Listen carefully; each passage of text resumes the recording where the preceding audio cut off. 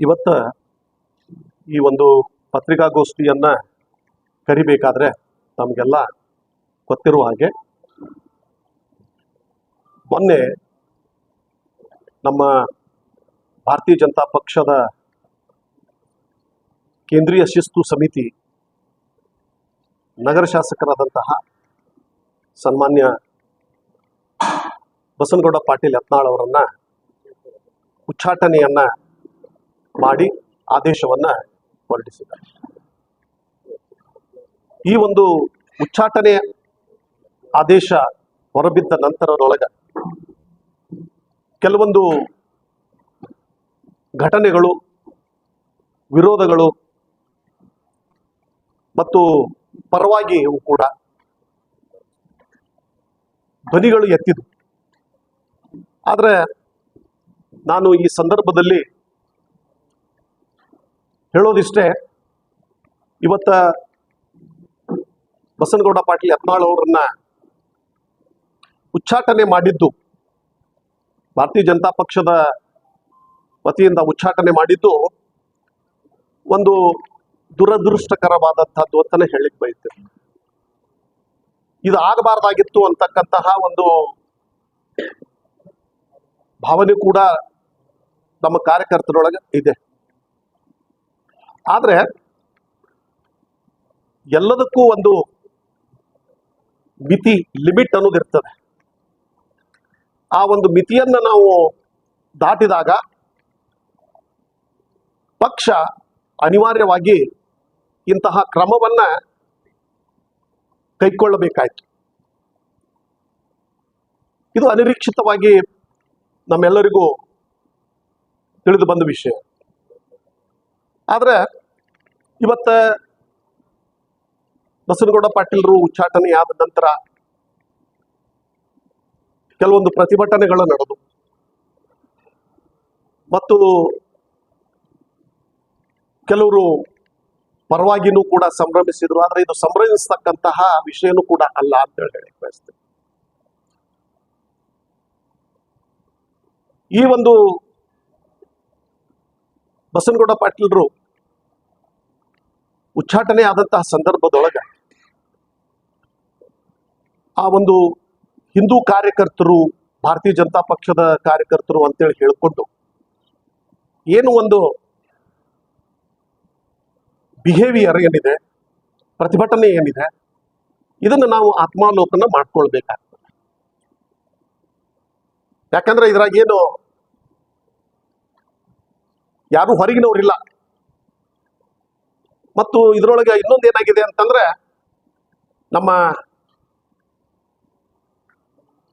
ಈ ಒಂದು ಮೀಡಿಯಾದೊಳಗೂ ಕೂಡ ಪಂಚಮಸಾಲಿ ಸಮಾಜ ಅಂತ ಹೇಳಿ ಬಹಳಷ್ಟು ಹೈಲೈಟ್ ಆಗ್ತಾ ಇದೆ.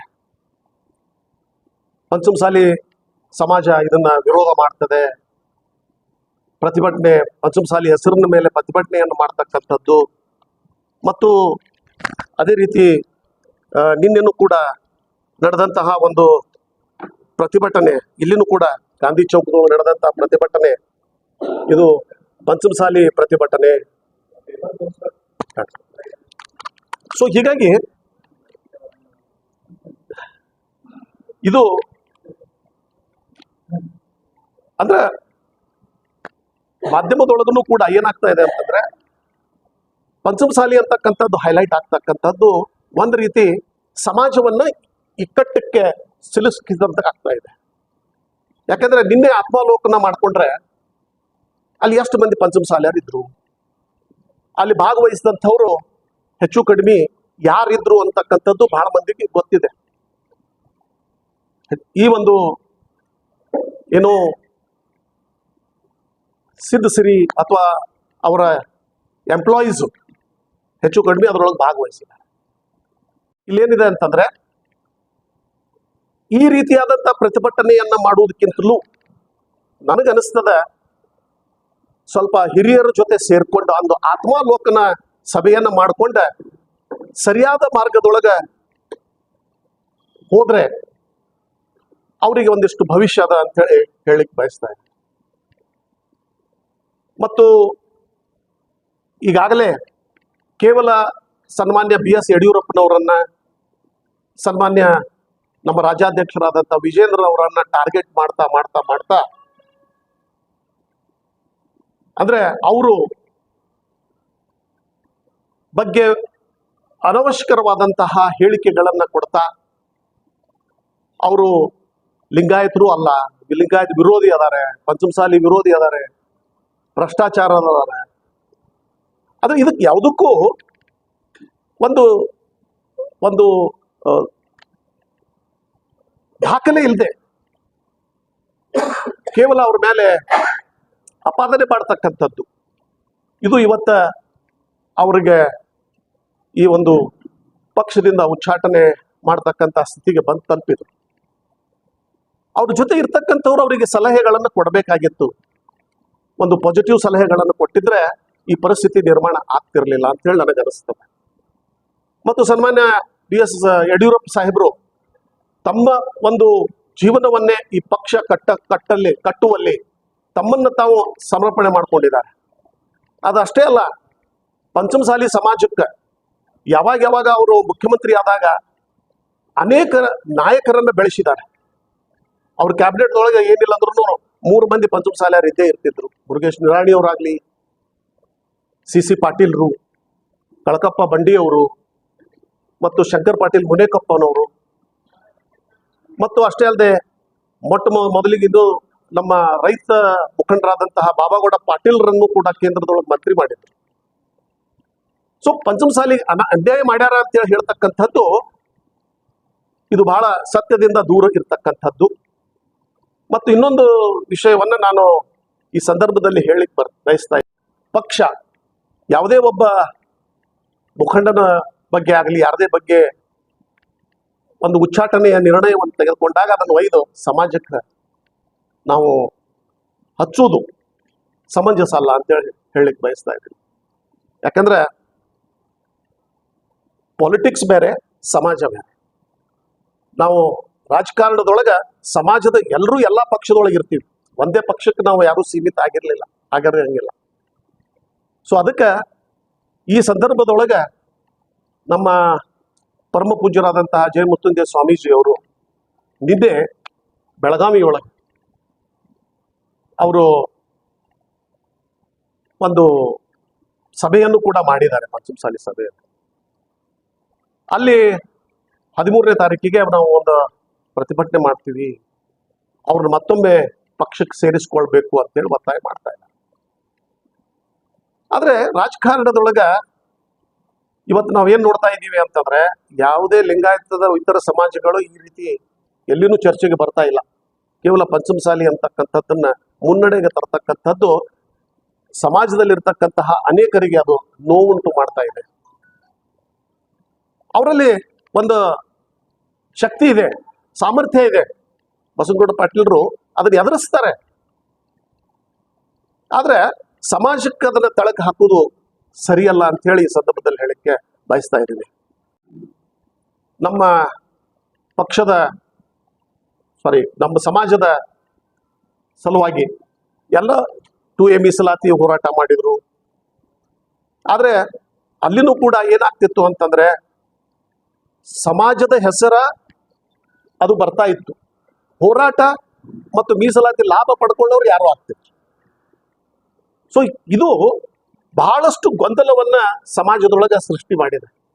ಅದಕ್ಕೆ ನಾನು ಸಮಾಜದ ಹಿರಿಯರೊಳಗ ಮತ್ತು ಶ್ರೀಗಳಿಗೆ ವಿನಂತಿಸಿಕೊಳ್ಳುವುದೇನಂತಂದ್ರೆ, ಒಮ್ಮೆ ಎಲ್ಲ ನಾಯಕರು ಕೂತ್ಕೊಂಡು ನಾವೆಲ್ಲ ಆತ್ಮಾವಲೋಕನ ಮಾಡ್ಕೊಳ್ಳೋಣ, ಸಮಾಜದ ಬಗ್ಗೆ ಯಾವ ರೀತಿಯಾಗಿ ಮುನ್ನಡೆಸ್ಕೊಂಡು ಹೋಗ್ಬೇಕು ಅಂತಕ್ಕಂಥದ್ದನ್ನ ನಾವು ಆತ್ಮಾವಲೋಕನವನ್ನ ಮಾಡ್ಕೊಂಡು ಮುಂದುವರೆದ್ರೆ ಇವತ್ತ ಎಲ್ಲರಿಗೂ ಅದು ಒಳ್ಳೆಯದಾಗಬಹುದು ಅಂತಕ್ಕಂಥದ್ದನ್ನ ಈ ಸಂದರ್ಭದಲ್ಲಿ ಹೇಳಿಕ್ಕೆ ಬಯಸ್ತಾ ಇದ್ದೇನೆ.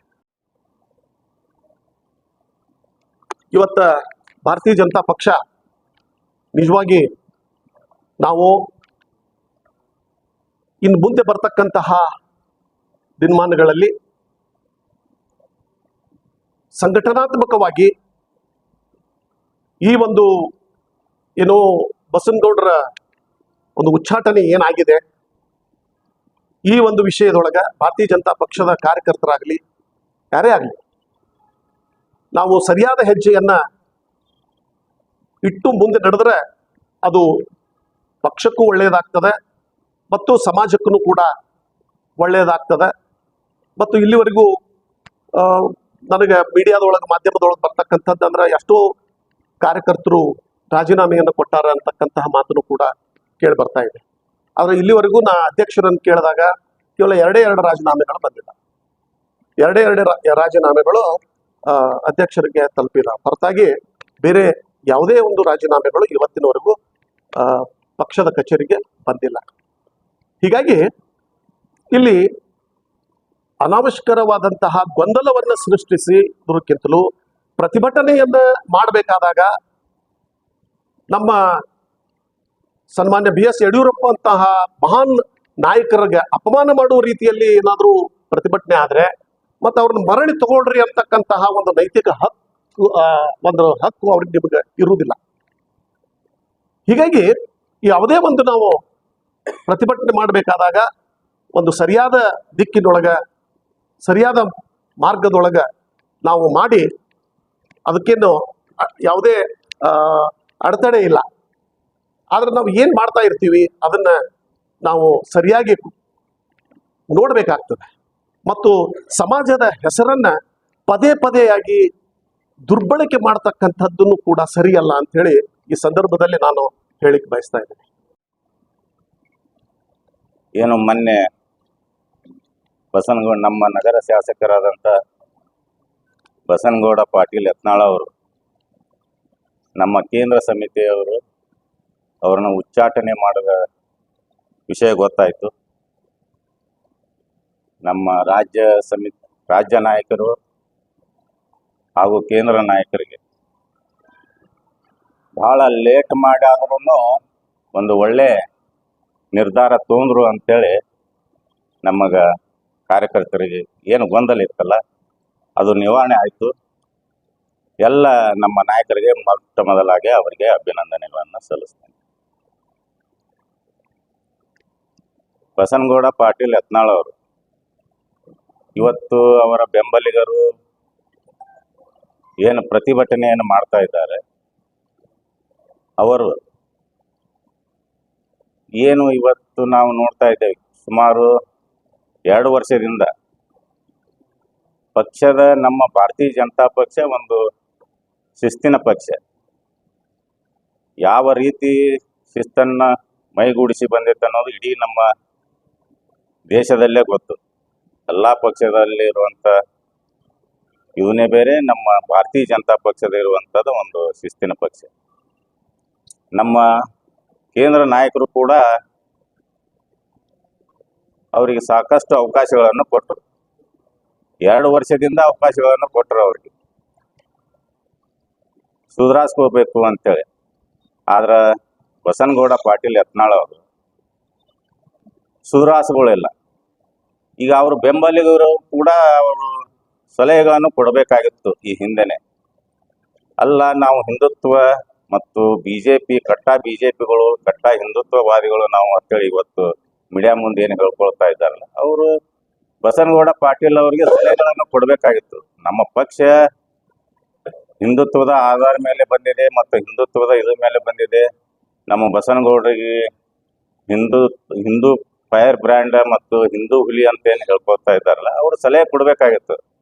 ಗೌಡ ಸ್ವಲ್ಪ ಬಾಯಿ ಮುಚ್ಕೊಂಡು ಸುಮ್ಮನಿರಿ, ಪಕ್ಷ ಡ್ಯಾಮೇಜ್ ಆಗತ್ತೈತಿ, ನಮ್ಮ ಹಿಂದುತ್ವ ಪಕ್ಷ ಡ್ಯಾಮೇಜ್ ಆಗತ್ತೈತಿ,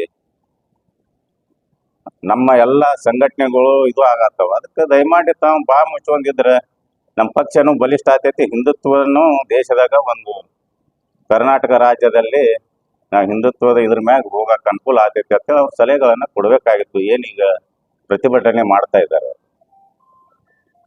ಪಕ್ಷದ ಬಗ್ಗೆ ಹಿಂದುತ್ವದ ಬಗ್ಗೆ ಕಾಳಜಿ ಇದ್ದಂಥವ್ರು ಇದ್ದರೆ ಅವ್ರ ಸಲಹೆಗಳನ್ನು ಕೊಡ್ತಿದ್ರು. ಮತ್ತು ಇವ್ರು ಬಸನಗೌಡರಿಗೆ ಅದರ ಬಗ್ಗೆ ಇದು ಇಲ್ಲ. ಹಿಂದುತ್ವ ಬರೀ ಬಾಯಲ್ಲಿ ಹೇಳ್ತಾರೆ ಅವರು. ಹಿಂದುತ್ವ ಬಗ್ಗೆ ಭಾರತೀಯ ಜನತಾ ಪಕ್ಷದ ಬಗ್ಗೆ ಅವ್ರಿಗೆ ಅಷ್ಟೊಂದು ಗೌರವ ಇತ್ತಂದ್ರೆ ನಮ್ಮ ನಾಯಕರಿಗೂ ಕೂಡ ಅಷ್ಟೇ ಗೌರವ ಕೊಡ್ತಿದ್ರು, ಪಕ್ಷಕ್ಕೂ ಅಷ್ಟೇ ಗೌರವ ಕೊಡ್ತಿದ್ರು ಮತ್ತು ಅಷ್ಟೇ ಗೌರವದಿಂದ ನಡ್ಕೊಳ್ತಿದ್ರು.